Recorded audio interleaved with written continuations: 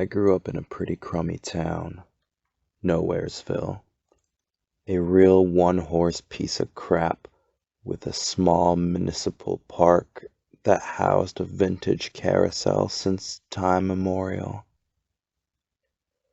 The same elderly guy sat in his little booth in the center, no matter the weather. I would sometimes watch whilst the ornately painted wooden horses paraded by him for the billionth time. He would always stare back at me and smile a little. Me and my friend Billy used to invent names for the old man when he was out of earshot. Immature stuff like horse's ass and prick draw McGraw. There wasn't much else to do around town. The park was essentially the only place for teenagers to hang out. Billy and I spent many a weekend hearing an endless loop of gaudy organ music, which more than likely drove old Prick Draw insane long ago. Late one spring afternoon, we were in the park as usual. Thinking up new monikers for old PD, when he surprised us by emerging from the booth. This was a rare occurrence, and cheerfully waving us towards him. This carousel sure is a beauty, ain't it? Say, did you cowboys ever hear the legend about why each horse is so darn purty? Nah, Billy sneered. Enlighten us. PD leaned back against one of his trusty steeds and stared wistfully at us. Well, the story goes that each of these beasts is secretly alive, but you only see their true form if you switch the power after sunset.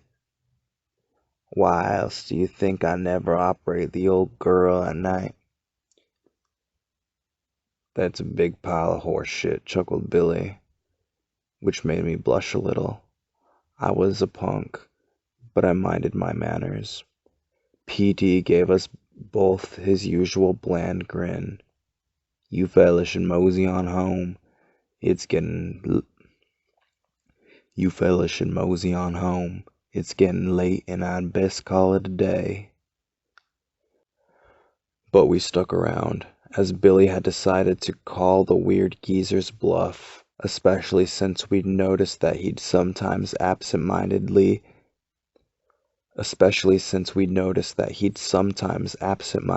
left the key in the ignition of the ancient machinery, and that night was such an occasion.